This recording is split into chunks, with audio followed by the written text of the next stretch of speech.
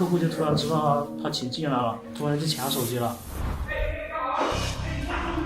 然后我们2个过去把那个人摁住，他那个人突然大叫一声进来，然后就突然冲进来2个人。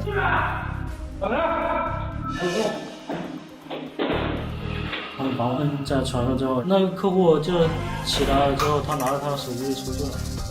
我的2部手机也被那2人抢走了。他抢手机的时候，他把手机装飞了，他马上也抢。他为什么敢抢你们的手机？不知道，反正当时房里面都开着的。我觉得他们可能是为了抢那笔贷款去的。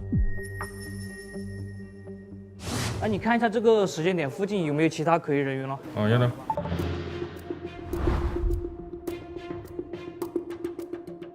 哎，这就是就在那个案发现场那个人呢，就是他们几个。